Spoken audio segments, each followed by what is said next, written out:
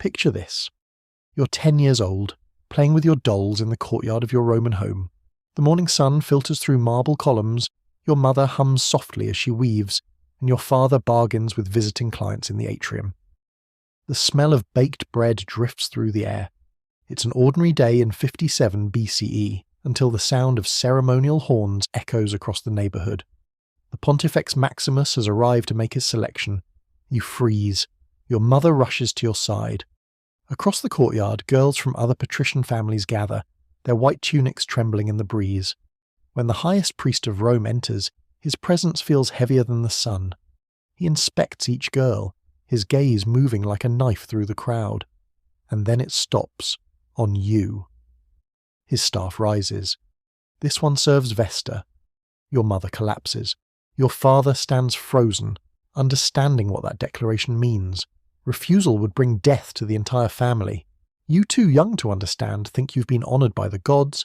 You don't yet realise you've just been sentenced to 30 years of sacred terror, and that the world you know has ended forever. Before you can say goodbye, you are taken. No tears are allowed, no farewell words. Your name is erased, replaced by a title that marks you as property of the goddess Vesta. You're no longer a daughter or sister. You're a vessel. Rome calls it the highest honour. But for the families who watch their children vanish into the Temple of Vesta, it is a nightmare in divine disguise. The selection is supposed to be sacred, yet most Romans fear it like a curse. The requirements are brutal. Girls between 6 and 10, both parents alive, born of Roman citizens, unblemished, perfect in body and birth. Families hide their daughters when the Pontifex Maximus makes his rounds, sending them to distant relatives or smearing ash on their faces to appear ill. Because to be chosen isn't salvation. It's captivity wrapped in ceremony. The house of the Vestals becomes your new world, an architectural wonder, marble corridors, serene gardens, and pools reflecting eternal sunlight. But behind its beauty hides a perfect prison. Every door locks from the outside. Every word you speak is overheard. Senior Vestals, once children like you, watch everything. Their faces unreadable masks carved by decades of obedience. You learn your first 3 laws: perpetual virginity for 30 years, absolute obedience to the Pontifex Maximus, and constant guardianship of the sacred flame that symbolises Rome's eternal life. You're told these vows make you divine, but divinity in Rome is just another word for possession. Your body, your voice, your choices all belong to the state. The flame becomes your master. It must never die. To most Romans, it's just fire. To you, it's survival. Because if that flame ever goes out, punishment follows. A punishment so cruel the city whispers its name only in fear. They call it verberatio. The ritual begins in total darkness beneath the temple. The condemned Vestal is stripped naked and bound to a wooden frame. Her body shakes in silence, a gag pressed between her teeth because her voice is considered sacred, too holy to scream. The Pontifex Maximus himself delivers the blows with consecrated rods, instruments of divine correction. They bruise without breaking the skin because sacred flesh cannot bleed. But inside, bones splinter, organs tear, and pain blooms until the world dissolves. No record will ever mention her name. The official cause of death is never punishment, only divine displeasure. The priests emerge spotless, their crime sanctified by ritual. The young Vestals who survive learn quickly. Fear replaces childhood. They walk through marble halls in silence, hands trembling near the sacred fire, praying the wind won't betray them. Some develop tremors, others lose their hair within months. Their eyes grow hollow, their smiles rehearsed. Rome calls them holy. But what Rome really created was obedience carved into human flesh. And the terror never stops. A single gust of wind, a flicker of shadow, a moment of distraction. Any of these can end a life. Because when the flame dies, it's never the gods who are blamed. It's the girl who tended it. Ancient writers like Plutarch tell us some flames were deliberately extinguished. Political punishments disguised as divine retribution. A priest with a grudge, a senator seeking favour, or an emperor wanting spectacle could use religion as his perfect weapon. And when the punishment came, it was dressed in prayer, perfumed with incense, legitimized by law. Inside the temple, recovery is slow by design. The wounded girl is cared for just enough to keep her alive, her pain sanctified as penance. She is told she failed her goddess, that her suffering is a gift, that the only way to avoid further punishment is to serve with absolute purity. And so she obeys, because what else can she do? By her 15th year, she no longer dreams of home. Her mind bends under the weight of obedience.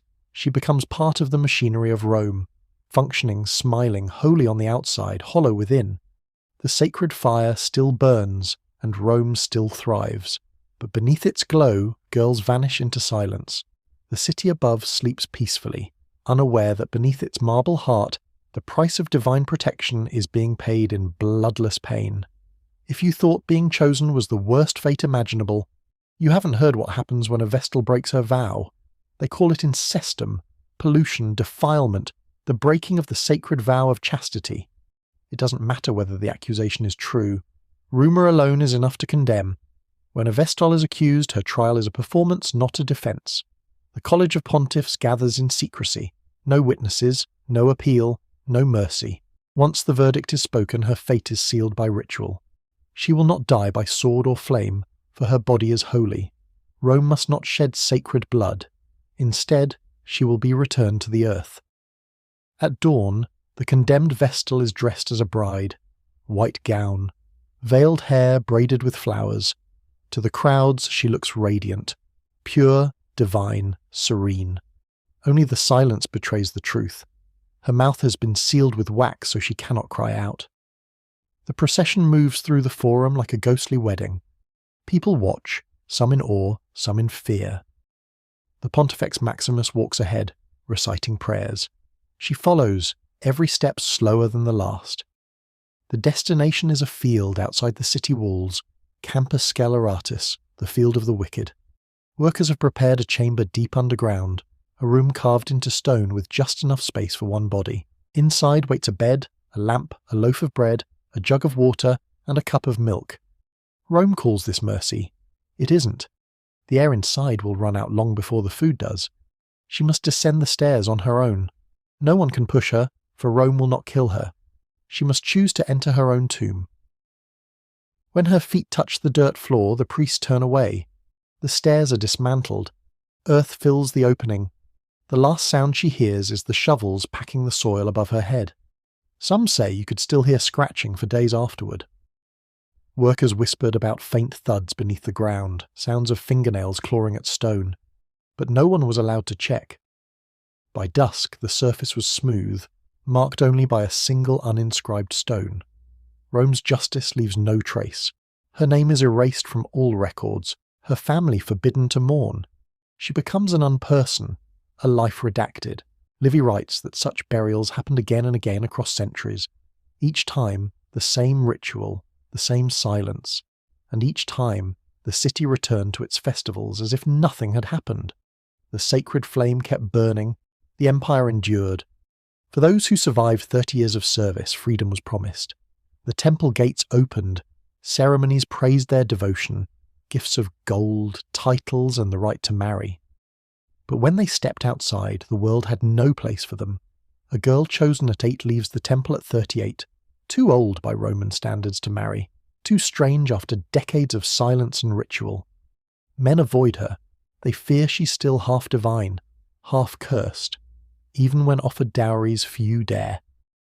Claudia Quinta was one such woman. Released after decades of service, she was honoured publicly, rewarded richly, and then forgotten. Every engagement arranged for her collapsed when priests warned of divine contamination.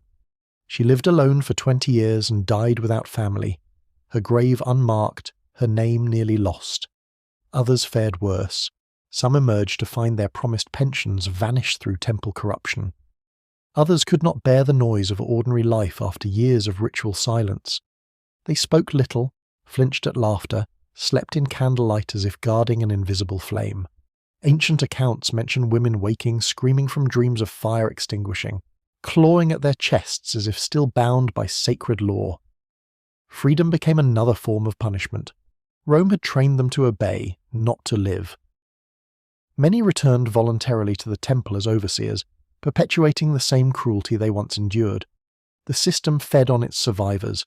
Historians now recognize what Rome perfected, a machine of psychological control centuries before the term existed.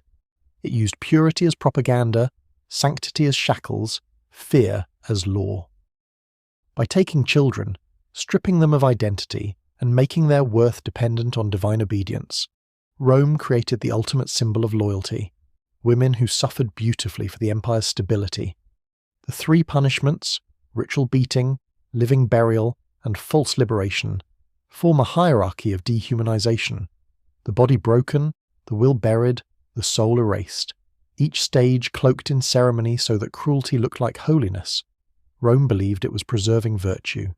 In truth, it was manufacturing fear, and that fear still echoes. The idea that purity must be protected at all costs, that women's bodies must atone for spiritual failure, that institutions can sanctify pain. These are not relics of marble ruins. They are patterns that survive, reborn in every age that confuses control with devotion.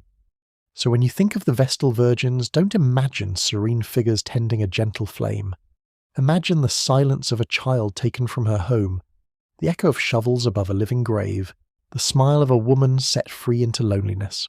They were Rome's forgotten daughters, sacrificed not to gods, but to power disguised as faith. If you found this exploration as haunting as I did, subscribe for more hidden truths of history. Together, we'll keep their stories alive.